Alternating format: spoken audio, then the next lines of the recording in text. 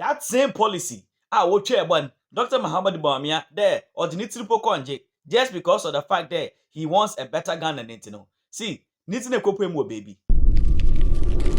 And as it said, no, prophet be or honoma, I now one shut down respect when Ankasa be a biofree, and so no be fuffer or cherishing ye. Now I'm telling you that this is actually a shocking news. Now, Dr. Muhammad Bawumia Asana set another new record with regards to 100 influential presidents that were leaders within the African continent. Now, when you could do BBC or Broadcasting Corporation, the one I saw you there, also to know some kakra asu dawa no at the same time no nenije na aza no botayo sinenyo do podo or the manoman Ghana. Now, it will interest you to know that there are a lot of problems with regards to oil Ghana. There we have a lot of corruption issues, we have a lot of oil energy issues, we have a lot of economic issues, currency issues. Now, all of these things are very, very important for them to be solved. Then Ghana will be able to move on to the next level. But for you to get leaders, for you to get people that they are willing to solve certain things, they become catalysts for you to have an easy way to get to where you want to get to. I believe there, Ghana was not how it used to be some 10 years ago. Ghana has actually developed from a period of time to as at now.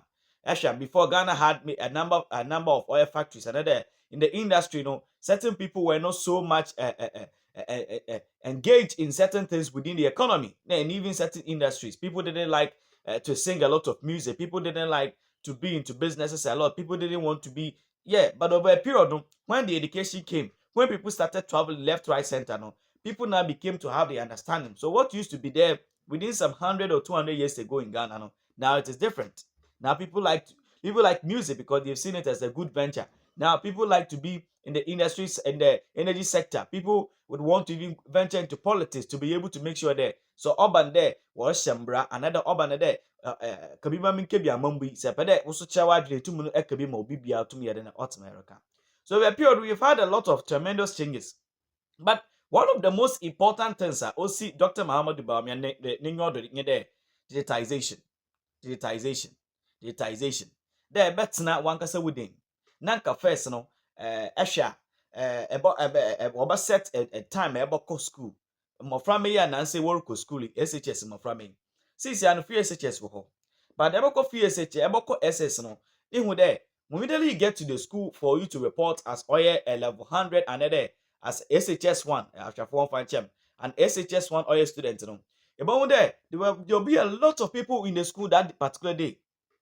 But now because of digitization agenda you don't need to even go and queue for oil prospectus maybe our online, and this is brought to you by Dr. Muhammad Bawumia digitization agenda. So one of the most brilliant ideas that we have today, apart from all the good things we've had, Dr. Muhammad Bawumia, the addition of the IT oil mindset, one my certain things become easy. Now, actually, the world now, when you look at China, when you look at US, when you look at Australia, when you look at China, all of these countries are moving to have even moved past certain levels of digitization. And it's if Ghana, we have had a leader, or to the point that we should get some of these digitization agenda kind of like live now or revive that particular concept. It is actually to the benefit of Ghana. As an area, within the ecosystem of Ghana, people are actually seeing it. They like it.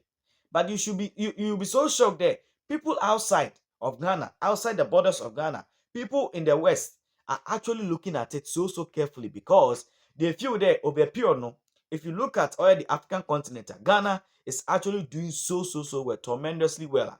Dr. Muhammad Bawumia, what did that about body? What's that man? Now, one of the most very, very interesting things to also look at some of these things in there.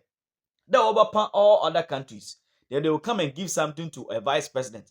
Now, what to say that friend what could do British Broadcasting Corporation, one oil media house. Now, what to know some damn they'll be able to get some clarity from the man himself. See, it's very interesting. It's very, very nice. So amazing to the core. There, Ebo Huwankasa vice president representing Ghana on the soil of oil UK. This is just so nice.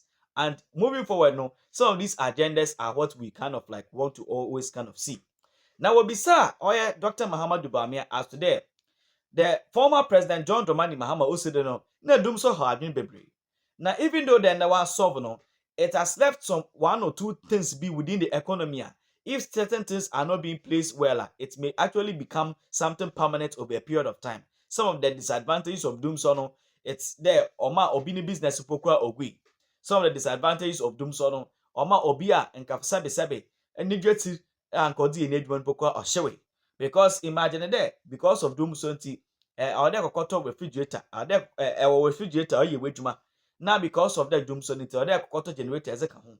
The generator as a kawan be said there. What cost of production and what cost of production what cost another wabafu definitely what cost in so cost so dama that's a capital no also the same at the same time no economic there's a lot of economic during the time of former President John Dramani Mahama war when the nyamaso no more cost so that it affects your business instead dum so no pokra no ye on my cost of living cost just imagine other things being equal now that man particularly will be sent a question will be Dr. Muhammad Bawumia there until let's take it there. Into the disadvantage of doom sono actually is alive and well. But why are the way to the digitization agenda no to no other blocking? And so he has one thing that he has to do. Now that particular question and answer now, Dr. Mahmoud Bawumia or the other madama journalist will shock you well. Now one man called naked some Dr. Mahmoud Bawumia or the more than half of the African population do not have access to energy. So how do you harness the potential of artificial intelligence and other technologies when electricity is not available? What are your thoughts on this? Thank you very much. It's a very, very important question. I mean, there are about 900 million people in the world without access to electricity. And about 600 million of them, about 72% of that or so, is in sub-Saharan Africa. Not just Africa, but sub-Saharan Africa. You know, and I mean, if you look at energy consumption around the world, you know, in sub-Saharan Africa, it's about 180 kilowatt per capita. It's 180 per kilowatt hour. In the US, it's 13,000 consumption per kilowatt hour. In Europe, it's about 6,500, you know, consumption. So we're at 180, right? And so you see the direct relationship between our energy consumption and economic development. You know, ours is so low because without energy, you cannot do so many things, you know, in transport, health, in education, agriculture. There's so much that requires energy. If it, you know, digitalization, artificial intelligence, all those things that we want to do require energy. So it's a big issue for Africa. And how we are able to deal with this elephant in the room. My own experience with our situation in Ghana, and when you look at what is happening across the continent in South Africa, in Nigeria, and so on. First of all, we have to make sure that the utilities are financially viable. You know, the lack of viability of our utilities is a major problem because if the utilities are not viable, they are not able to make the investments that are required. And you know that with the energy sector, the lead time for investment is about 4 years before you actually need the energy. And so if you don't put in the investment early on, but if your utilities are making losses, they are not cost recovering, you have a major problem to start with in that sector. In the utility sector, I think the World Bank estimates that we need about 20 billion annually for the next 10 years or so for us to close the gap, on right, electricity. on electricity. And so if you don't have that incentive for the private sector, because a lot of this investment must come in from the private sector. How do you energize the private sector? Exactly. But if they see a loss-making enterprise, they're not likely to invest. So that is one thing that we have to be careful and very deliberate on to make sure that there is viability of our utilities. The other thing that we have to do, because we are working individually in countries, it is very important because, you know, some places we have different comparative advantages. There are some parts of the continent where there's more hydro, some parts where there's more gas. So it requires a deliberate strategy to integrate our utilities. And not only to integrate the utilities, but to integrate the power and diversify the power generation mix towards more green energy. You need to diversify towards more solar, towards more hydro on the continent. We are blessed with a lot of sun. And many places in the Sahel, for example, that you can really leverage solar energy, for example. So I think that the integration of our utilities is going to be very, very important, as well as making sure that there's financial viability and encouraging the private sector to come in to invest in the sector. I think that's quite interesting. And this brings me to my last question.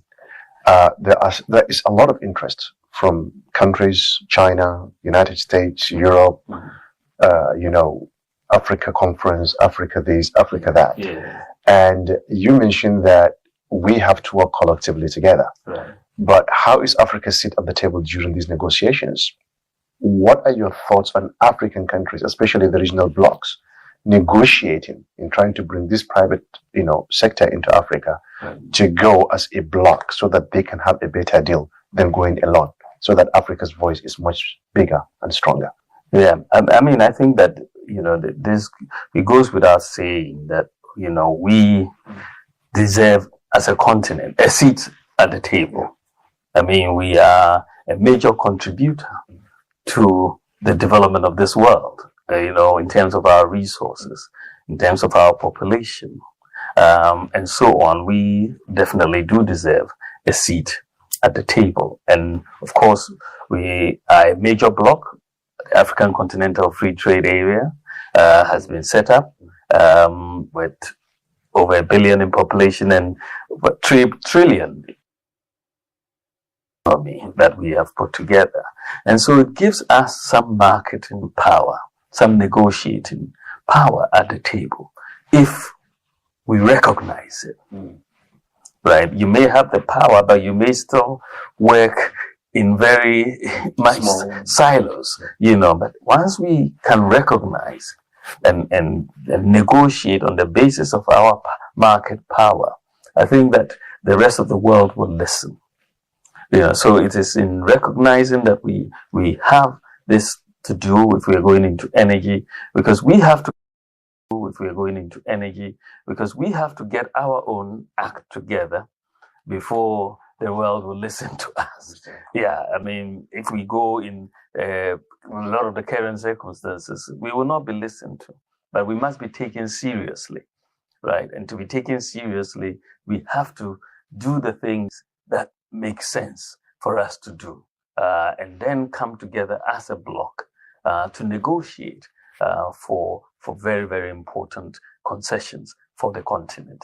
Thank you very much, Your Excellency. I think I have to negotiate an exit from the interview because it's my time. Yes. It's really a pleasure to have you, Your Excellency, to have this conversation. So much, and we look forward to receiving you at the Africa Policy Journal in the future. I look forward to that. Yes. This has been a very good experience. Yes, thank you so much. Thank you very much. Ladies and gentlemen, this is the conversation with the Vice President of the Republic of Ghana, His Excellency Dr. Bawumia, with the Africa Policy Journal. On behalf of all those who contributed in making this interview a success, especially our team. Dr. Bawumia can say Omudibibi eba. Your friend personal credit scoring mebua. And yes, I friend na ababe yejuma. Na sa dwumadi no ayade bia na mu wede beba no eso. Be nipa bi mpese Ghana fo bi hunti. Ya sha ase tumfuturo egun krofo ani. Asante bo amena ye ni NPP chairperson ewo UK. Any and Komokakra, Obaya, Mika UK, UK de Ofake, and US, and any Obaya, any Komokakra, no, Omwain, say bet me at the Sa 7 say, and the breakun and Nimuno, the local swine of my Dinkomono wouldn't teach him at the Abba. Madam Chairperson, and can, Emachino. Any other role, Nejoso, Alopay. Me ba so na ho ye de. Adia science about 2:30 2:23 a.m. 2:28 is adiasa. I see. You nano Dr. Bawumia eden say bi eba ese the BB be friend of personal credit scoring system. I dey be ye na yetimi amankrofo de credit me the Ghana card ato car afia car atuaka. Enya asem ketwa yimu bi ada pa age wo ho nya asem e bi kra ntimi enna nwene ho say how is that possible say obetimi the Ghana card akwakoje car and all that. Mo de mo tiaburuchi and sa system nya foforo mamo sa ade no madaroma eyedin ade na kwa ben na fa so mo di adwuma wo na ibetimi ayebi o Ghana ha na